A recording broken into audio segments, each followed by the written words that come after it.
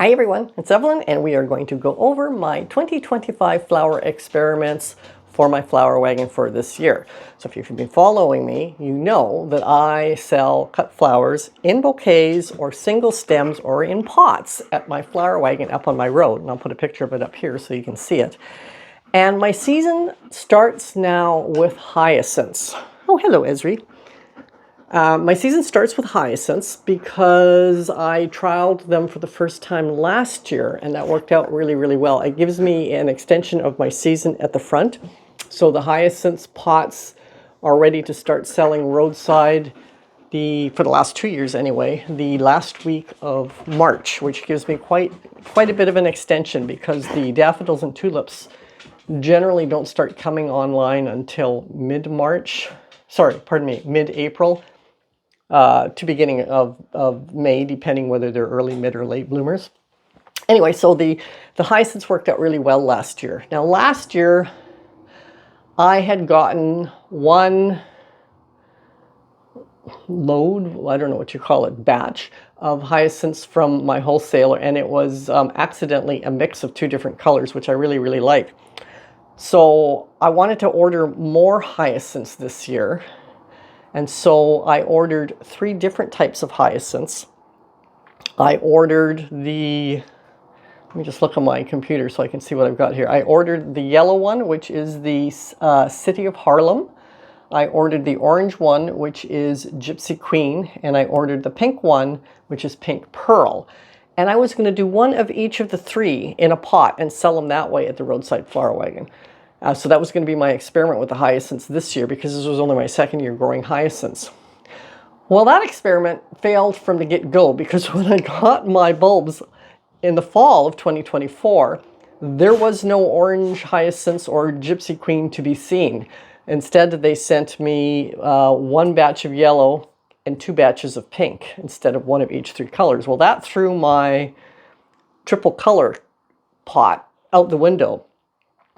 And so I decided to do 1 yellow and 2 pinks because I do 3 bulbs in a 1-gallon pot.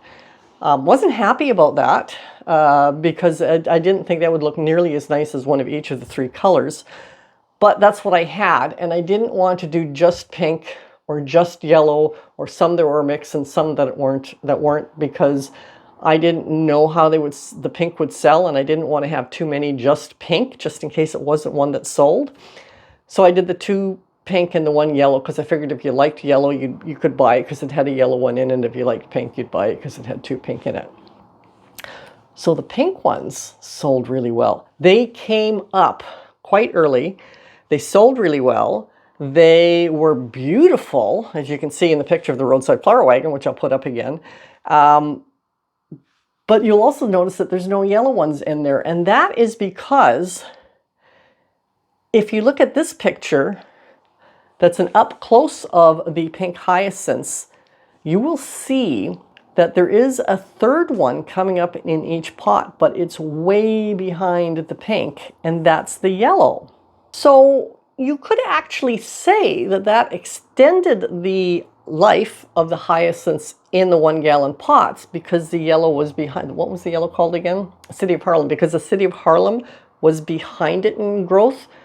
But it didn't because it was so far behind it in growth that any pots that when the yellow was that I had left when the yellow was just starting to bloom, those pinks had flopped. So those I couldn't sell them because you've got 2 hyacinths in a pot flopping because they passed their prime and the yellow one just starting. So those ones that are left, I'm actually going to separate out. I've marked with a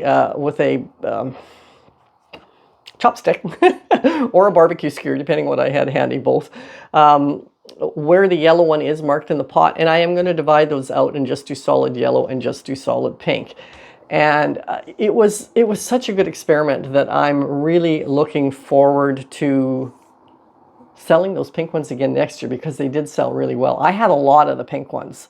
And because there's 50 in a lot, so I had 100 of the pink and 50 of the yellow. It's 150 divided by 3 per pot. I had 50 pots, and I sold more than 2/3 of them, but not all of them because again, like I said, once the yellow ones started to come up, the pink ones were starting to flop. So But then whoever had bought the ones with the pink in it before, if they planted them out in the garden or if they had them on the deck, once the pink ones flopped, then they had the nice yellow one to enjoy in their pot. But I'm not going to do separate colors now. I've decided I'm going to do just single colors in the pots because I don't want to have the mistake of what happened this year, where instead of having 3 different colors, I only have 2 in one, and then the 1 or the 2 are in such a different time frame than the other color that's in the pot that it doesn't make for as good of a display as it could have. But all in all, I was really, really happy with the, not so much the yellow. The yellow, when it came up, was a really nice yellow. I liked it.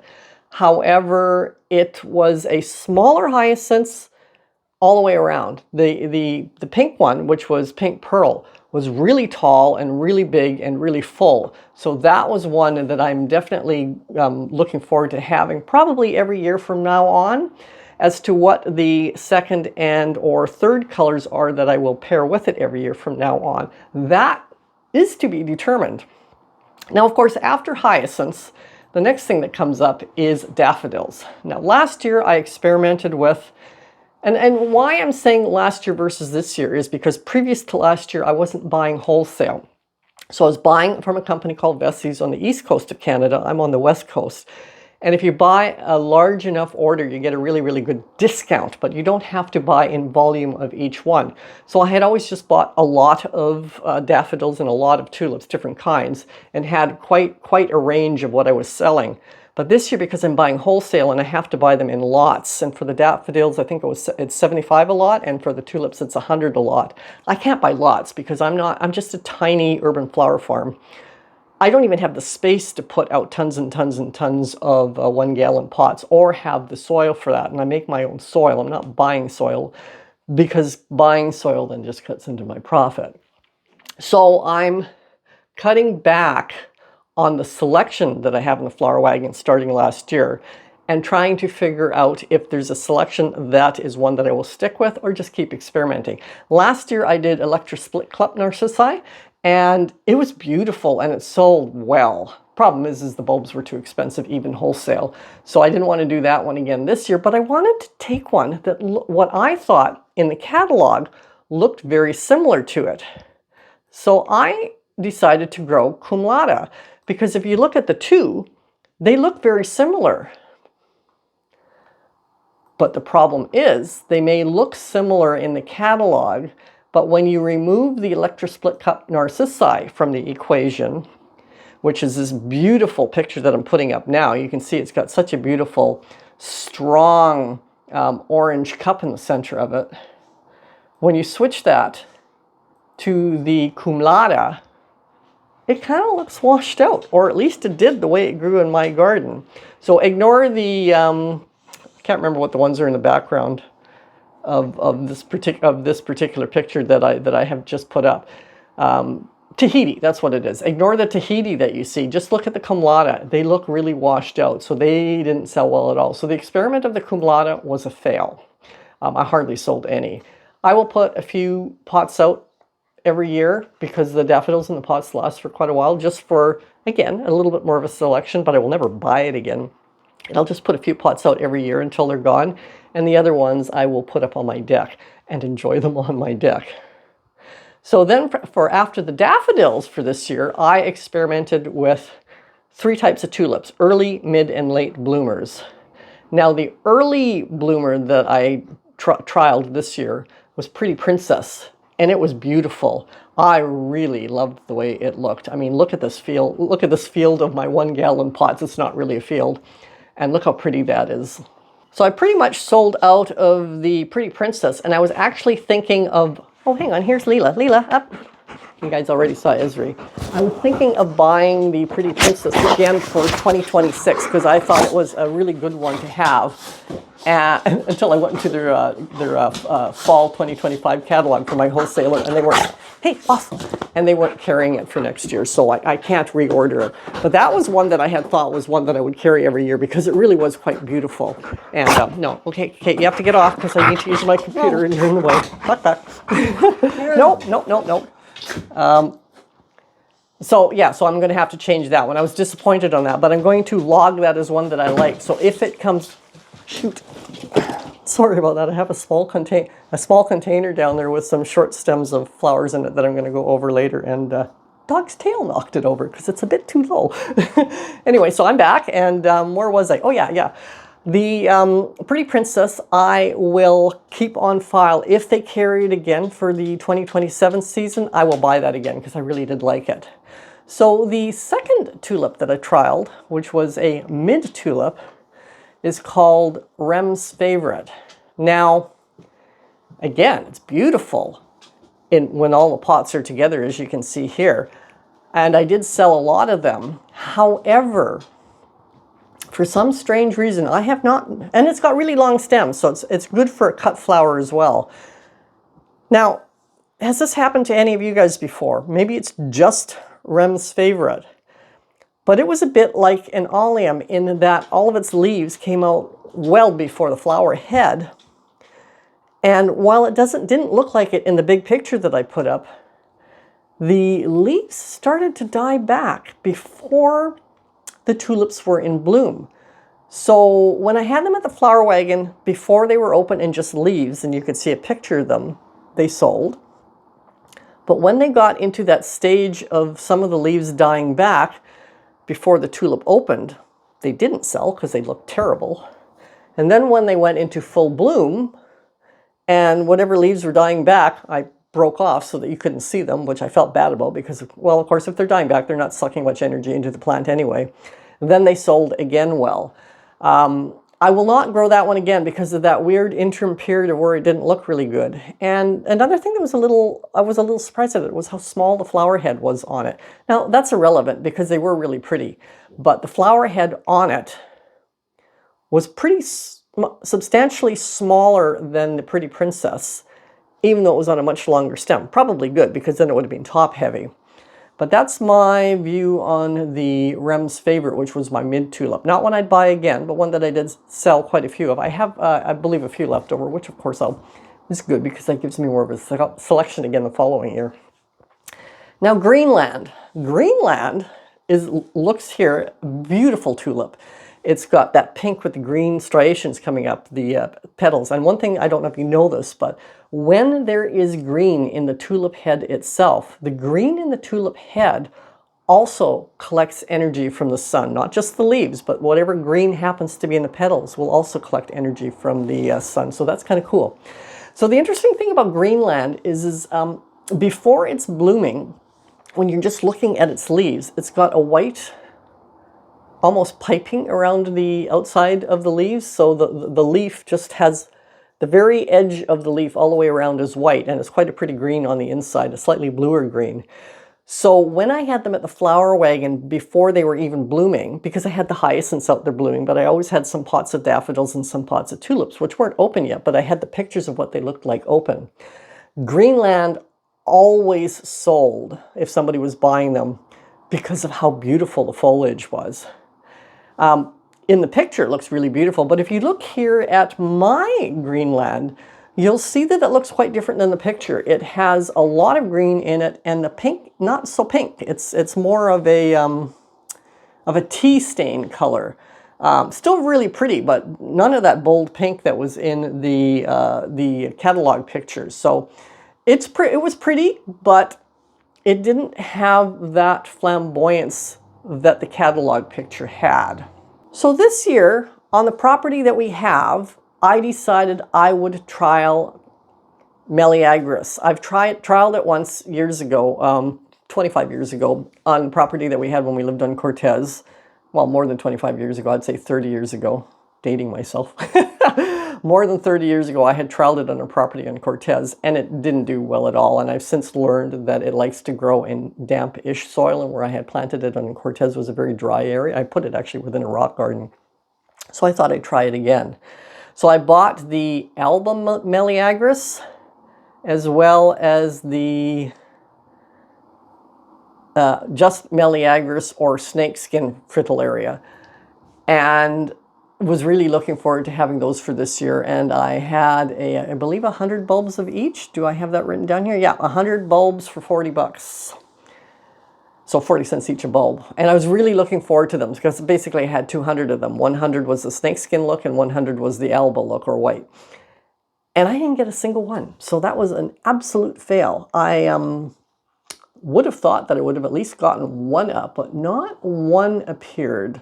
I planted them around the base of 4 of my peonies because I thought that was a nice succession planting, because when the Meleagris or snakeskin fritillaria would come up, the peonies would barely have started yet. So I would have a nice flush of that color to either enjoy for myself or cut and use in little tiny vases to put up at my flower wagon.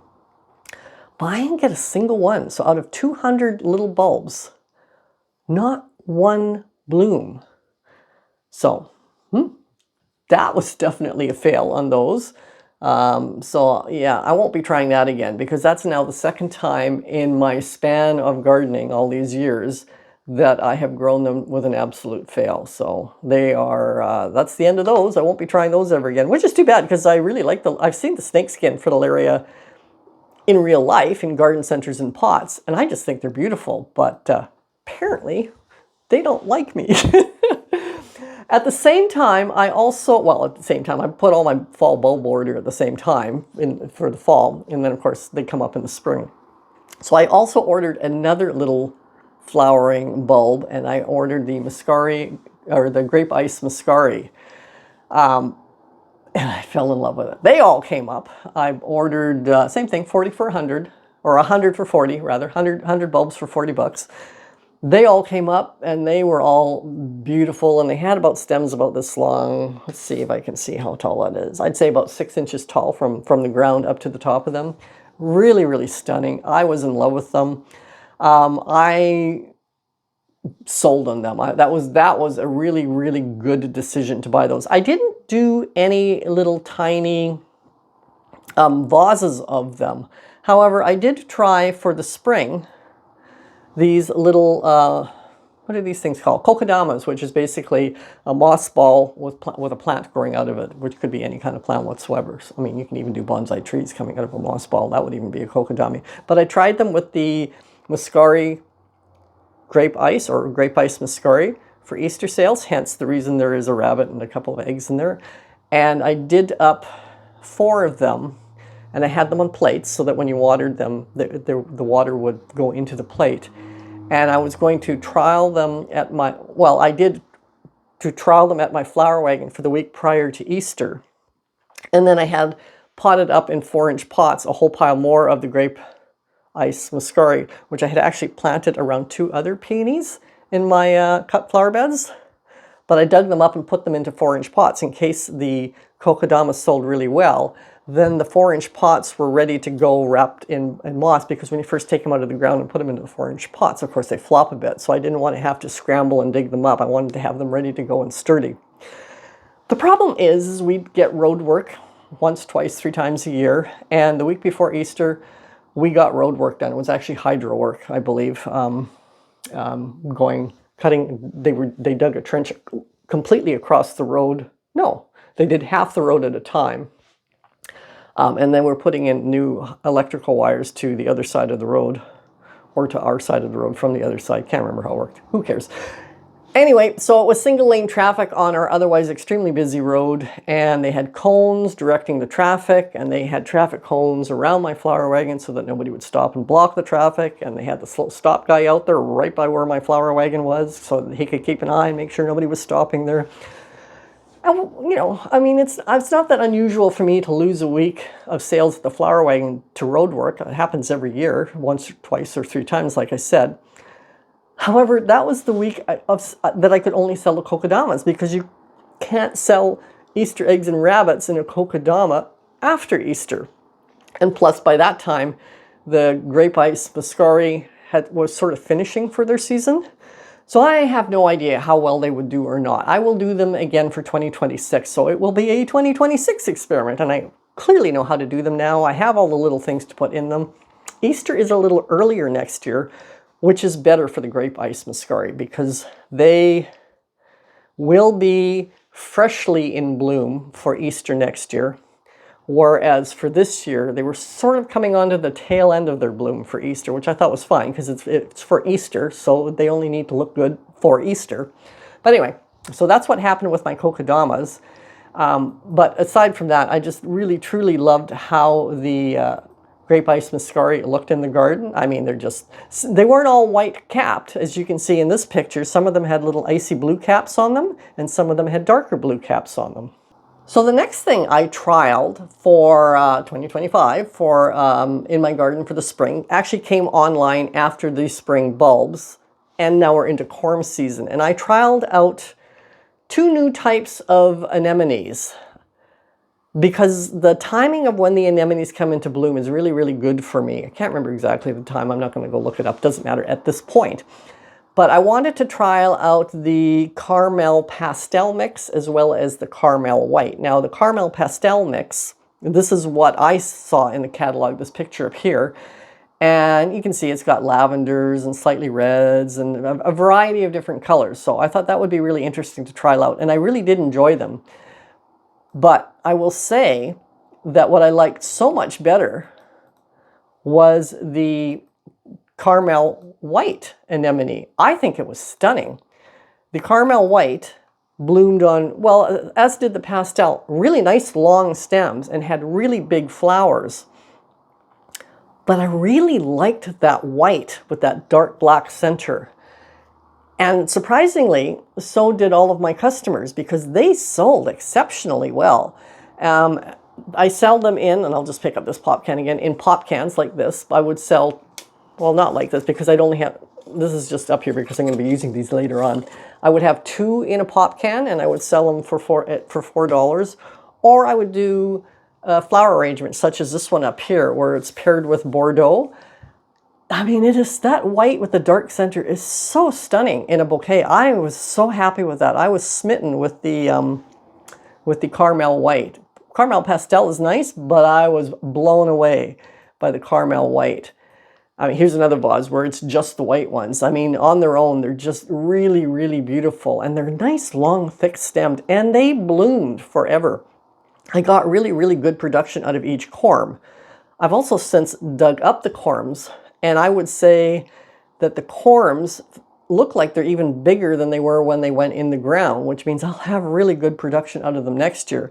And I got them, they all came up. I don't think I really lost any of them. So, yeah, that was an absolute win. I'm so happy I trialed that for this year. The caramel whites were just an absolute winner for me and for my customers, and will be a staple in my cut flower beds from this day forth.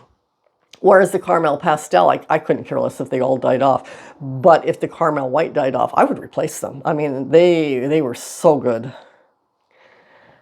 Now, after the anemones, the next thing that I trialed was a snapdragon, and specifically Snapdragon Chantilly Bronze. Now, I don't have one here to show you in real life because I do have my second flush for the fall, because there wasn't any this morning to cut, and it's been just absolutely pouring with rain today, so I didn't have a lot to cut today. And unfortunately, I didn't hold the ones back that I cut yesterday, and I sold the bouquets that they were in yesterday, so I don't have one to show you. But they looked quite different than they did in the photo. In the photo, they just looked quite flat and bronzy colors, you can see here. But the back of them was quite much lighter in color. Do I have a photograph of a bouquet with it in it? Let me just check through my pictures here and see if I can find Chantilly Bronze bouquet with it in the back of it. No, I just don't really have one there that will explain what I'm talking about. If you go back and look at my Snapdragon bouquet recipes, you will see Chantilly Bronze in that. And you will see what I mean when you look at it, how it's actually not just such a solid color, because of the back of it is a completely different color, and it's quite fluted in its shape.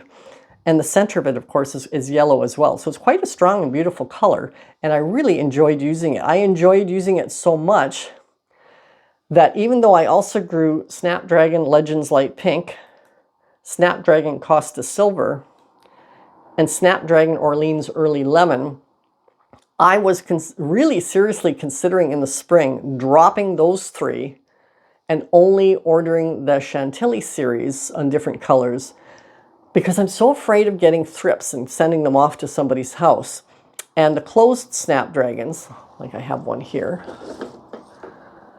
are a great hiding place for thrips because they hide inside the mouth of the snapdragon. And in order to find out if you have thrips, you actually have to open the mouth and look inside.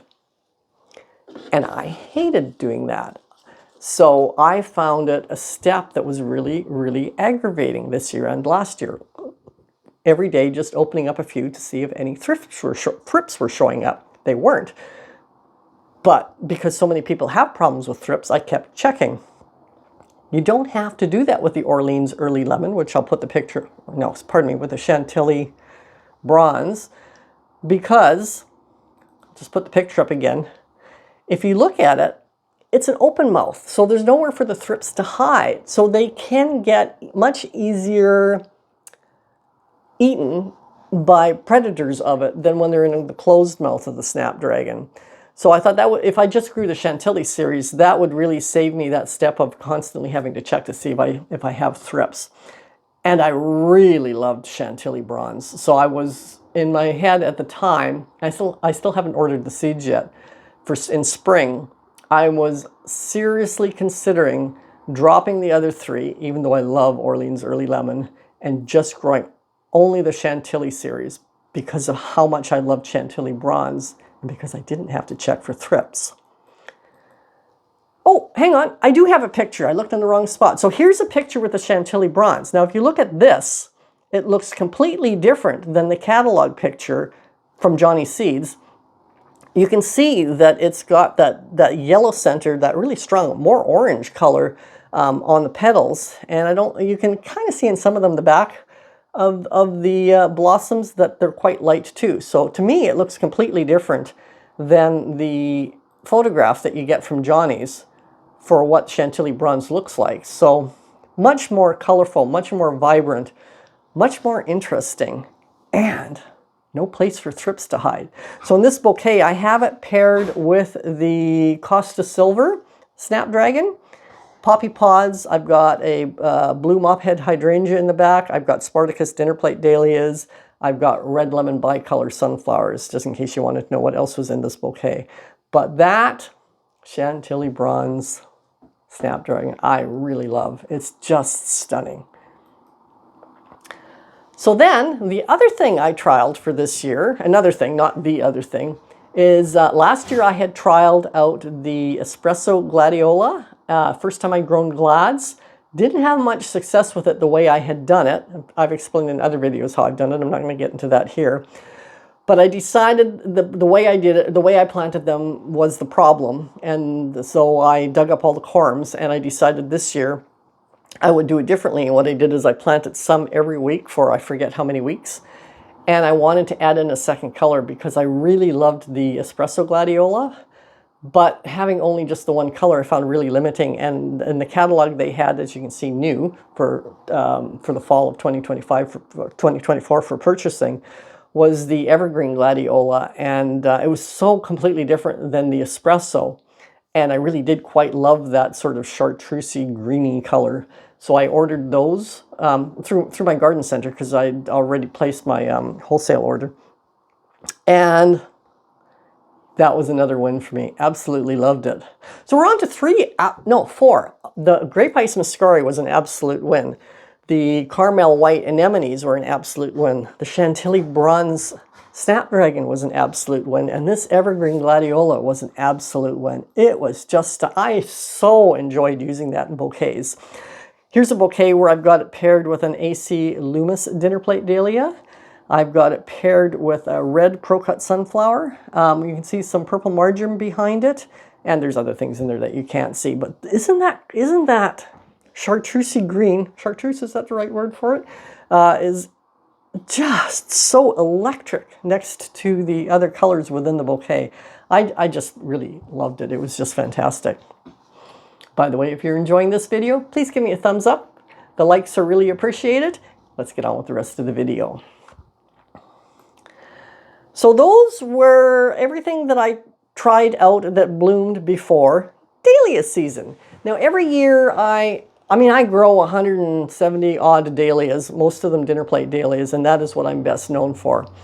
And I have my favorites that I grow a lot of, but every year I want to trial at least 1 or 2 new varieties, if not more, if not less. Well, I can't do less than 1. Just in case I find one that I think is another winner that I want to add into my mix, because it just keeps life interesting and it keeps me learning. So the first one that I trialed, well, I trialed 2. So the first one I'm going to talk about is Joy Frambo, or Jowie Frambo, which is a ball dahlia, as you can see by this picture from the catalog. And it is sort of a strawberry color that I didn't have in ball dahlias. I had pink because I had, oh, come, no, I want you off me, off. That was Esri. I have pink because I grow Wizard of Oz. But I didn't want to grow another pink. Last year I also grew Sweet Fabian, which is a stronger pink. I didn't want 2 pinks. I wanted to trial something that was quite a bit different from it in color. And I do have other colors, like for instance, I grow Petra's Wedding, which is white. And these are all ball dahlias. Cornell Bronze, which is that beautiful bronzy tone. Bolt, which is a yellow. As far as ball dahlias, those were the colors I grew for ball dahlias, and I wanted to trial the Jowie Frambo because it was a different color. Now, I bought 2 tubers. Not wholesale, retail, because I didn't, to buy them wholesale, I would have to buy a package of 8. Yeah, I'd have to buy 8, and I'm not going to buy 8 until I know whether or not I particularly like a dahlia. But Joey Frambo looks like this, and this is what I got. It's not in any shape or form a ball dahlia. I don't know if this is Joey Frambo or they were mislabeled, because that happened to me last year when I did order wholesale. I wanted to order another 8 tartans, and I ended up with Yarra Falls. I'll go over that a bit later because I'm not talking about that right now. And all of my tartan, all of the packages that were labeled tartan, all 8 packages ended up, except for 1, ended up being Yarra Falls. So there is mislabeling that happens. So I don't really know. But this is what I got instead of Jowie Frambo ball dahlia. And that is as round as it ever gets. It doesn't look anything like a ball dahlia. It also didn't hold up well in the sun, whereas these other 4 ball dahlias hold up exceptionally well in the sun, because my flower wagon gets direct sun all day long, all through the summer. So it has to really, whatever goes in the flower wagon over the course of the summer. And I start getting dahlias right at the beginning of July, if not at the end of June, because I pre-start them in my seed room at the beginning of February. So for July and August, they're just getting cooked in my flower wagon, so they have to hold up to the heat, and these guys do. This does not at all. That said, on days like today, where it's been pouring rain, they hold up well. So once the temperature starts to drop and become a more reasonable temperature, and of course now the days are shorter too, so there isn't as much, we're getting dark now between 8:30 and 9 p.m., whereas in the height of the season it wasn't getting dark until after 10 p.m. So the amount of sun that they get at the flower wagon is reduced by an hour and a half. Plus it's not, now that we're into September, hopefully starting this week, not last week, we were still in the heat wave last week, the temperatures will have settled down a little bit, not be quite so hot. So then, now these are doing fine. So now I have to decide whether or not I like these enough to carry on for next year. Because as we get into the cooler temperatures, it's kind of fun to have something different to use than I use just on the hot days. And I have some other, I consider this a decorative dahlia, not a ball dahlia. And I have other decorative dahlias that it pairs nicely with. For instance, Bluetiful. Those 2 colors pair really, really nice together, even though this is a much bluer tone of pink than this one. It also pairs well with the Park Princess that I have growing this year. I mean, those 3 are stunning together. So, I mean, it pairs well with, obviously, with a white ball dahlia. It looks quite beautiful with the Cornell Bronze. It, of course, looks nice with pink, so it does really nice with Wizard of Oz. The only one it doesn't look as great with is Bolt, because they're very much Sorry, I got a little piece of green plant material stuck to me there. They're very much a clashing contrast. So I would never sell these two in a pop can together. That would just be wrong. But it could pair it in a pop can. If I need to do a pairing with the Beautiful, it's stunning. With the Park Princess Cactus Dahlia, it's stunning. With the Cornell Bronze, see, I would do it where this stem was a little longer, so they went together a bit more like that. Stunning. So it's a nice addition to the flower wagon for the fall. So I may not, if it was just for the heat of the summer dahlias, I would nix this because it doesn't hold up to the heat. But then neither does Beautiful. And do I have anything else up here that doesn't do well in the heat? No, that's pretty much just the, oh yeah, well, Arabian Nights, which is a dark red one, which I didn't have any to cut this morning either. It's just a super dark red decorative dahlia. It does well with Joey Frambo as well. And it doesn't do well in the heat either. So I have the Joey Frambo, the Beautiful, the Arabian Nights, and those would be the three decorative dahlias that don't do well in the heat that Joey Frambo pairs nicely with. I also have Keith H, which is a water lily dahlia that doesn't do well in the heat, but it wouldn't look well with this one. And I also have Edinburgh, which does hold up okay in the heat, not as well as the other ball dahlias, but it would pair well with this as well. So yeah, so that's something you have to think about. For the Arabian Nights, the Beautiful, and the Joey Frambo, they're all ones that are good fall dahlias, but not good for the heat of the summer. So, by the way, that's the little container that the dog's tail's knocked over and put water all over the floor.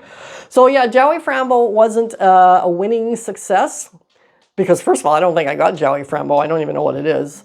I might have to take a picture of it and do a reverse image search on Google to see if something shows up with that name on it. Or if you know what it is, then you tell me, because I really don't think it was Joey Frambo. But so that's sort of a, season's not over yet, so we'll see how much I love using it in the fall, how well it holds up in the fall. Because for instance, Wizard of Oz, as beautiful and pink as that is, in another couple of weeks, especially by the time October rolls around, it's going to start losing its pink and become more of a, what is basically just a white dahlia. Once the cooler temperature, I don't know if it's the cooler temperature or the shorter days, but it really loses its color, as do a number of other of my dahlias. So we'll see how it is affected by the shortening days and the cooler temperatures. The other dinner plate dahlia that I tested out was Vasiomegos. So Vasiomegos is a sport of Spartacus, and this is Spartacus. And as you can see in the picture, if I hold this sideways, it pretty much has that same shape as Spartacus. However, my Vasiomegos never gets that shape. It stays very flat on the back. So the front of it looks very, very similar to Spartacus in shape, not in color, obviously. But it doesn't curl back the way Spartacus does. It stays flat, which is fine. I don't mind that at all. Spartacus holds up exceptionally well in the heat of the summer. All of my Vasiomegos in the heat of the summer were shattering. I harvest them, and before I even get them into my bouquet making station, the petals were just like dropping off of it. They were just shattering in the heat. So I was like, oh, I can't even use these. And then I did notice that if I put them aside for one day and touched them as little as possible, that the only shattering they did was from getting them from the cut flower beds into the bouquet making station. And then if you left them for 24 hours, then they stopped shattering. So I was able to use them if I didn't use them for 24 hours and they hadn't shattered much in the process of getting them into the bouquet making station. However, now, I mean, I cut this morning with the temperature, especially because it was pouring with rain today.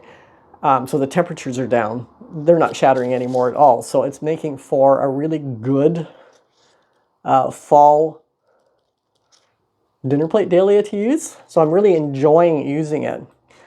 And it pairs well with quite a few dahlias. Now, if you look at it next to Labyrinth, this is one of my labyrinths. I've got labyrinths growing in 2 different cut flower beds because I wanted quite a few. So I have them growing all across the length of the front of one of the beds, and then into the next bed for another 3 or 4, and into the next bed for the other 3 or 4, which is just slightly shadier. The color on them is much stronger, which I thought was really, really interesting. So this is one where even in the middle of the summer, the color within the labyrinth is different from one bed to the other based on the amount of sun the bed is getting. But the one that is a little bit paler in color is much more prolific in the heat of the summer, and the shadier ones didn't produce as well, but now they're starting to really produce, while the ones that were in the heat of the summer are slowing down a bit. So that's kind of interesting. So I will continue to have them cross the 2 beds because I find that really interesting and useful. However, that's not what we're talking about. We're talking about Vasiomegos. Now, they actually, to me, don't make a great pairing together when it's just the 2 of them. This is, even though they're both in the realm of pinks, this is more salmon-y, this is more fuchsia-y, and together they don't really look all that great. However, it's all in how you pair them. So for instance, in this bouquet up here, you can see I have a Vasiomegos off to the far side. On this side, I have a Thomas Edison, and in the middle, I have the Labyrinth. So basically, the bouquet that I've got up there is made with these 3 dinner plate dahlias. And because they're all different, I'll push these ones out of the way, all of a sudden, the fact that the Cafe au lait looks quite a bit not well paired with the Vasiomegos, it's fine now that you put the tartan in with it, because all 3 are different, but still within the same color section of the color wheel, if you pay attention to that sort of thing. So it's all in how you pair them. So this worked out really well. I liked, and by the way, all my bouquets tend to have 3 dinner plate dahlias in them. I do an 11 stem bouquet. There's 3 dinner plates, there's 3 sunflowers, there's 2 laurel leaf stems, and then something else lighter, smaller, and taller standing out the top, 3 of. But anyway, so this bouquet is this grouping, and love them together. So this next bouquet also has Vasiomegos in it. It's paired with Cafe au lait Rose, of which I don't have one to show you because I didn't have any to cut this morning. I love the pairing of Vasiomegos with Cafe au lait Rose. It is beautiful, that pairing. So that's another one that really excites me. And then this bouquet is one that I actually made this morning. I posted it on my posts section of my YouTube channel. So if you don't follow my post section at all, that's something, I don't know exactly how it shows up on your YouTube page. It does show up, but whether mine do or not, I don't know. But you can always go to my actual home page and you'll see where my posts are. And I post quite a few different bouquets and I talk about the bouquets. And so in this particular bouquet that I posted on Monday, which is, I'm filming on Monday, but you're going to see this film on Saturday, I talk about how Lindsay Michelle, which is the 2-tone dahlia up the top of the yellow and the pink, how well that acts as a bridge to a gold light sunflower and the Vasiomegos, which again, if you just hold the 2 up together, you would go, those don't look good together. But look at it in the bouquet with the Lindsay Michelle, which has these 2 colors in it. It's such a beautiful bridge of those 2 things, 2 flowers. Just stunning. So again, Vasiomegos is the dinner plate dahlia that I trialed this year for the first time. I am really loving using it in bouquets now that the heat of the summer is gone. So even though I didn't do as well in the heat of the summer unless I held it back for a day, I'm really happy I got it. I may increase it because it's not a shade of pink that I have a lot of. In fact, it's fairly, well, it's not even close to Bluetiful. It's definitely not as blue as Bluetiful, but they make a nice pairing. But they're quite a bit different in size, right? So there's Bluetiful, a decorative dahlia, and there's Vasiomegos, a dinner plate dahlia. You know, if I hold it up to my head, it's quite big. Hide my whole face with it. I'm happy I trialed this out because it's a color I don't have. And I love it with the Cafe au lait rose, which is a favorite dinner plate of mine. And I love it with the labyrinth as long as it's paired with something else. And I love labyrinth. And I loved it with the pairing of it with the Thomas Edison as well, which is another dinner plate dahlia that was almost on my chopping blocks. Has been for a couple of years, but it looked so well with the evergreen gladiola this year. Beautiful surprise that I love it so much, that pairing, that I want more of the Thomas Edison dinner plate dahlias for next year as well. And of course, now that I find that I love how much it looks with the Vasio Megos as well, Thomas Edison is slowly creeping up my list of favorite dahlias. So after those two dahlias, the next thing I trialed out for the season is two new cosmos. And I say for the season because I don't grow cosmos for earlier on in the season. I grow them for fall interest in my bouquets. And I grow them so that I plant them where my oleums are, and like the Globe Masters and the Ambassadors didn't come up this year. But anyway, their leaves take a while to die back and go away. So you have this massive green foliage on the ground where they're growing. And as soon as they've died back, I plant my cosmos in their space. And up until now, I have planted the pink, what are they called? Do I have the names of them on here? Snow Puff and Rose Bonbon, which are both double-click cosmos. Now, the thing with the cosmos is this year, I thought, well, maybe I'll try and see if I can get them blooming a little earlier. And I wasn't really thinking in my head when I did this. It was a stupid thing for me to have done. I should have known better. And what I did is I started them earlier than previous. So previous, I started them, I don't know I don't know what day I started them last year. Probably the beginning, no. Day did I start them last year? 2024, all up by February 11th. Oh, that's Snapdragons. Hang on. Double-click Cosmos. There we go. 2024.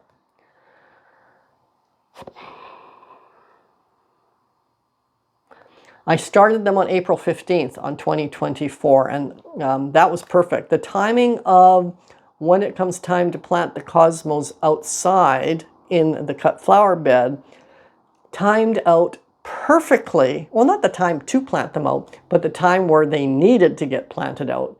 Timed out perfectly with when I could get rid of all the now dried up oleum foliage and get them in the ground there. Forgot about that. So this year I thought, well, I'll try and get the blooms a little earlier. And instead of starting them on April 15th, I started them on April 6th. So that's 9 days earlier. Well, that difference of 9 days was a problem because the previous year, it timed up perfectly with when they really needed to get into the garden. So for this year, that time frame of 9 days prior, they needed to get bumped up into a next size pot because they were so root bound. They were starting to suffer in the heat wave that we were having because our heat wave started way earlier than it normally does. Normally June is cold. We call June January because it's colder than May. And we generally every year get hail at least once in June. It's not the most pleasant temperature-wise month for us. It's the season where you don't know whether you need to wear a tank top or a winter coat because the temperature's fluctuating all over the place. But anyway, this year we had the heat wave started right at the beginning of June, so we never had January.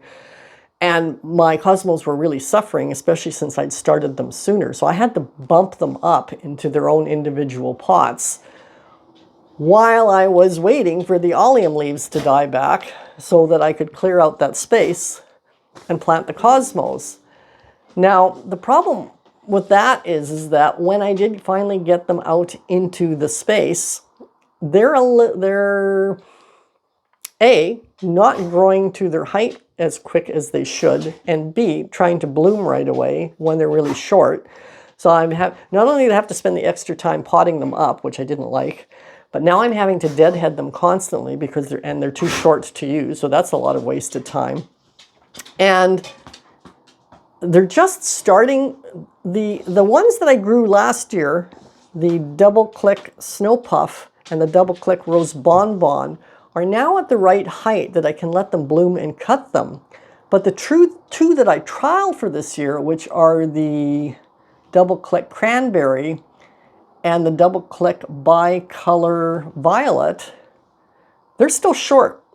So I don't think I'm going to be able to use them this year at all, because now that we're getting into the middle of September and our daylight hours are shrinking and the temperatures are dropping, I don't know how much more height my cosmos are going to put on. So my experiment of trialing out those two new colors of cosmos, for me this year, was a big fail, and it was all my own fault because I decided to start them 10 days early for some unknown reason.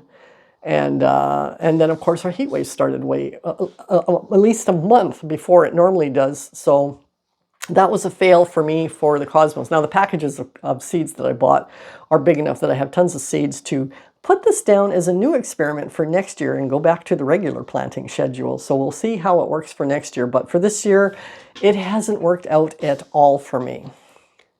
So now we're going to go back and talk about the Chantilly bronze snapdragons. So the Chantilly bronze snapdragons, in the spring, I thought, I'm not growing any of the regular snapdragons anymore. I'm just going to grow the Chantilly bronze series. And then, of course, I'm getting my second flush now because I cut them all back. Don't remember the time exactly I cut them back. Did I write down? Because here's my snapdragon page. Cut back. Planted March, cut back earlier. Don't know. No, I didn't put the date. Too bad. I also did 2 successions this year, which was a first for me.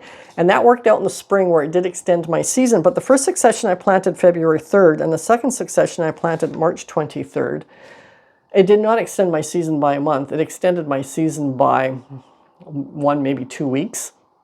And all of my snapdragons, even though I've got a group 1, a group 2, and a group 3, 4, they all bloom at the same time for me. I really don't know why that is, but they do not bloom differently based on the group that they're in. And same in the fall, when the second flush comes up, they bloom at the same time.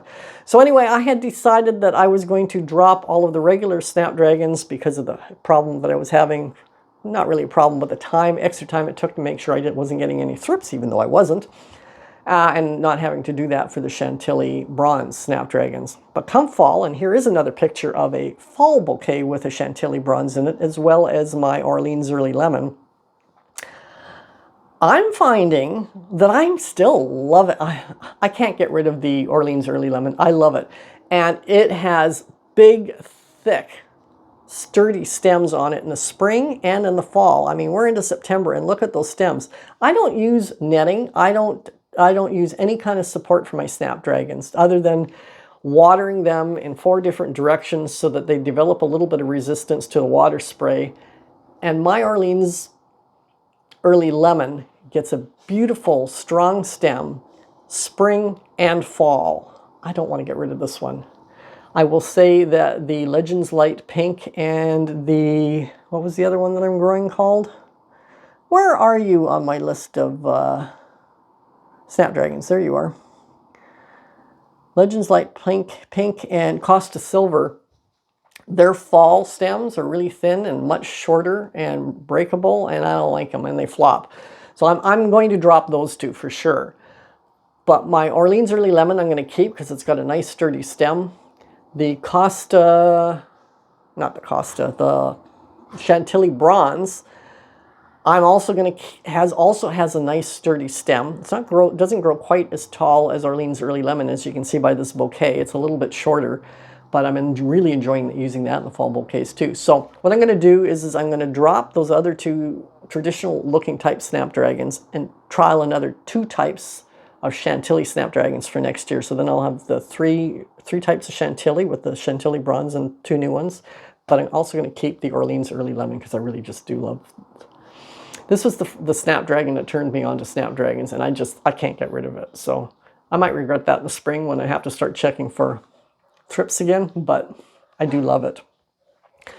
So that's my list of snapdragon thoughts, both in the spring and now in the fall. And as I mentioned before, if you want to see how all the various snapdragons look in snapdragon bouquets, check out this video up here, and I will see you guys all next week. Bye.